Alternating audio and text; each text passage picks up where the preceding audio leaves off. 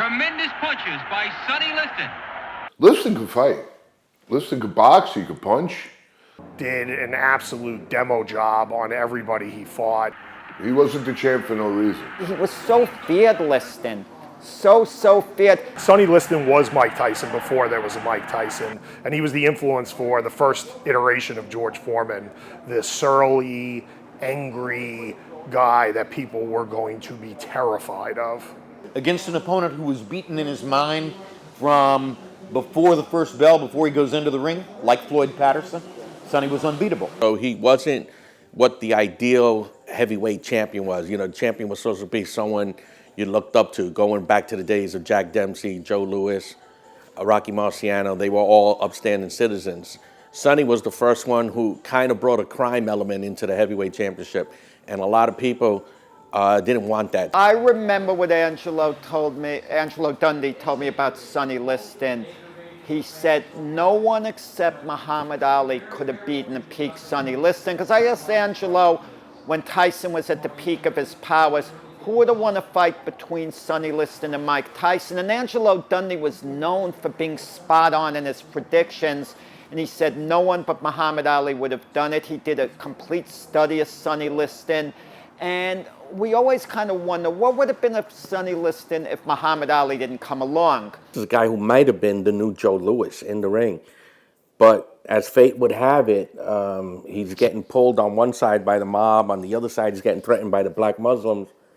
And there's no way that, I don't think we ever got to see how good Sonny Liston could ever have been. He made very, very good contenders look ordinary. You know, guys like Nino Valdez, a couple of the other guys coming up. He was a lot like Rocky Marciano in the sense that after you fought Sonny Liston, you were never the same. Tremendous overhand right by Liston. Sonny follows it up with a smashing right and left hook to the jaw, which puts Williams down. When I went to see Mike Tyson, Carl Williams in Atlantic City, and I saw Tyson like 2 or 3 times live, in the air there was this sort of feeling of impending danger. And I think the only other fighter that had that aura about him was Sonny Liston. Hard to tell young people who weren't around during Liston's time, but who were around during Tyson's time, who've seen Tyson on social media, that Liston actually struck more fear into opponents, a little more than that Mike Tyson did. Well, that's where Tyson got that all from. Tyson would emulate Liston, guys like Foreman, and that's who Foreman emulated. Foreman emulated Liston. Tyson and Liston looked at one another. Okay, it would be Tyson, I would be trembling. Thunderous jab. Probably one of the best jabs, maybe Larry Holmes, but probably one of the best jabs in the division. And we talk about the great jabs in heavyweight history. A lot of people say, well, did Larry Holmes have the best jab? Liston's jab was phenomenal. Probably had one of the best jabs in boxing. Bust your face right in half. If you see photos of his jab, it looks almost as long as his leg. He had an incredible way of making that stick out. So he was either real broad-shouldered, long-armed, whatever. No, the jab hurt you. That's not something you wanted to get hit up with. I remember talking to Hank Kaplan, the great historian in Miami, who was very close in the Ali camp. And I mentioned, did Ali have as good a jab as Liston? Did you think? And he laughed. Like it was funny. It was like a joke to him. He said, no one had the type of jab that Liston had. Nobody knew how old he was. No birth certificate. So nobody knew how old he was. And learned how to box in prison. Went to prison from 1950 to 1952. In the prison that he was in, there was a boxing program. The coach there saw some promise, brought him into the program. Guy took off. What he used to do is, coming into the ring, he would wrap a towel around his neck, put the robe over the towel so he looked even bigger, more intimidating looking. It was done on purpose. Liston's hands were like this. I mean, it was double of what, and I got big hands, double of what the fuck I got. So, if you wanted to take a fighter, if you wanted to take somebody and make him a fighter, chisel him out into a fighter, You'd want them to be Liston.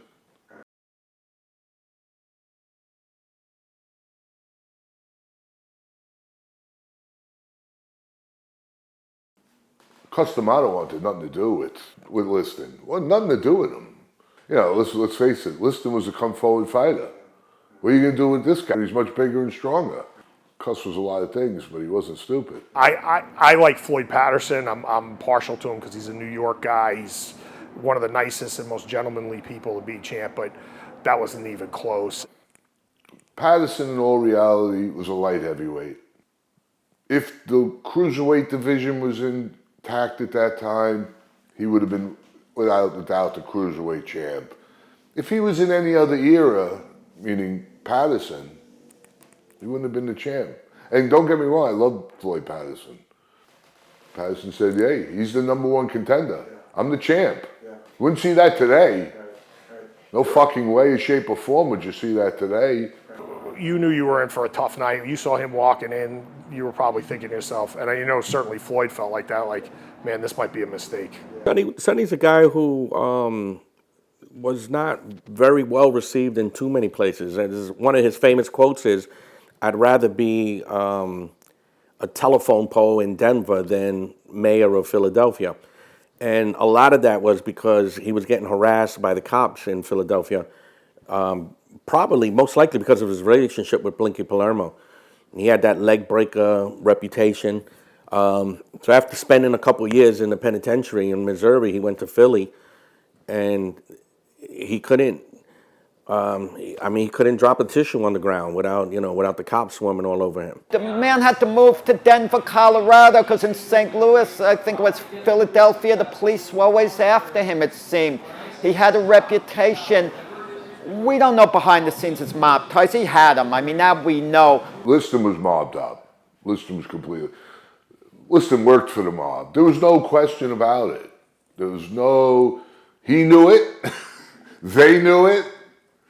And that's not the reason. I don't feel that's the reason he became a world champion, though. He became a world champion because of his talent. The Mafia had a huge influence on boxing at that time. He was legitimately a leg breaker for the mob. So if there was a union beef or something, that's probably the guy they sent. He just was so tough that the Mafia didn't need to influence anything to get him in that spot, because he just absolutely took it. We all met mob guys, right? We grew up in New York. You're going to meet mob guys. I used to pass by Sammy the Bull's, whatever that was, on 18th Avenue and 61st Street, Social Club, whatever it was. It's funny because it's like you could be a normal person, but then you got that other side to you that we read about in the papers. And I'm assuming Blinky was similar. So if you get to meet somebody who's a gangster or something like that, in many ways they could be as normal as your next door neighbor. So it shouldn't be too surprising for someone like Sonny or anybody else to benefit from those type of relationships. Did they have to move him in? Yes, because of his background, the prison and this. And again, if he was a white fighter, nobody would have gave a shit. If he came from fucking Alcatraz, nobody would have cared.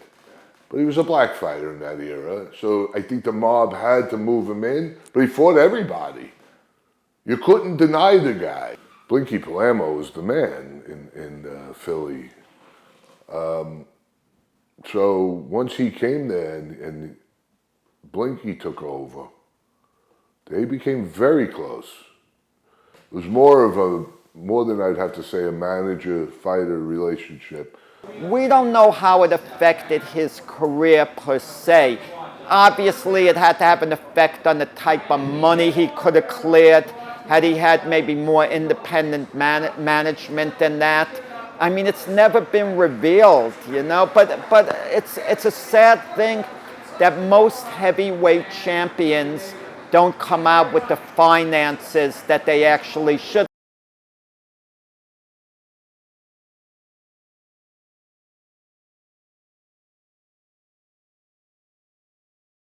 First of all, Ali was so fast. As we all know, not the greatest puncher in the world. He'd have to hit you with a couple shots. But extremely fast feet, Hands, mouth. My very first live prize fight was Liston Clay in Miami Beach. And I remember the moment when Clay landed a right hand in the 4th round, and Sonny literally pawed at it with his glove and looked at the glove and saw blood. From that moment, he was never going to win the fight. You know, he was easily deflated by an opponent who could fight with him. And that's how he folded twice against Cassius Clay. Faster, quicker, better athlete, great jab, the ability to improvise. Sonny had none of that. Well, some people say then the second one, the Muslims got involved, the black Muslims got involved, that they would threaten Liston. And People think he took a dive. It seems to have been proven that he was threatened by the black Muslims if he won. Very odd fight. I think what gets lost in it is that he did get up from the punch, and they actually resumed fighting. I do think he took a dive in Lewiston. He did get hit. If anybody watches it, they say about the phantom punch, but if you see right before that, Ali hits him with something he called the anchor punch. But I do think he took a dive in that fight. But I believe that he was on the way to going back, especially when they had that break when Ali was stripped of the title, which was nonsense. But I think even at that age, I think he would have given any one of those guys a really, really hard time when they did that tournament. I don't know that Sonny took a dive. He got up. I remember seeing him get up, so I don't know if he took a dive.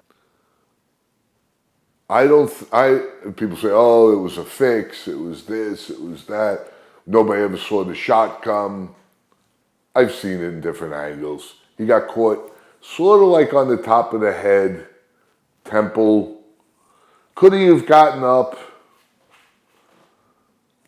Who's to say?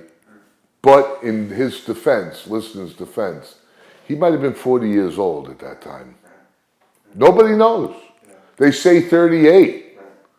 He could have been 42. Nobody realizes how old he was. The Leotis Martin fight, his last fight, he was winning that fight. He was handily winning it. But you could also tell that they didn't want him anywhere near the heavyweight title picture again, and that's why he never got another shot. I don't think you would have ever seen Sonny fight someone like Jake Paul. And if he did, I'm pretty damn sure Sonny would have beat Jake Paul. I think he could have cleaned out the division in basically almost any era. I think Ali would have beat him at any time. And I think How are you going to keep up with Ali? He was as fast as a middleweight, for God's sakes. He moved as fast. He punched as fast. Especially at that when he was that young. I mean, Sonny Liston is timing, because Sonny Liston would have been the heavyweight champion of the world forever if he didn't walk into Muhammad Ali in his prime, or Cassius Clay at the time, but Muhammad Ali in his prime. In my book, The Four Belt Era, he would have been a champ as far back as 58. And because of Customano or Floyd Patterson, they didn't want to give him the shot for years. And let's say Muhammad Ali didn't exist. We're talking about someone who would have been champ possibly from 58 to 71. And if Liston gotten a chance to fight for the title early in his career, wasn't put off so long by Floyd Patterson, he would have won it a couple of years earlier. He would have had more than the one successful title defense that he did against Patterson in the rematch. So he would have had several title defenses. And then with no Muhammad Ali, who beat him in 1964, the feeling is he would have been champion like 4 more years until maybe a young Joe Frazier came along. Yeah, son is fighting. He's really close.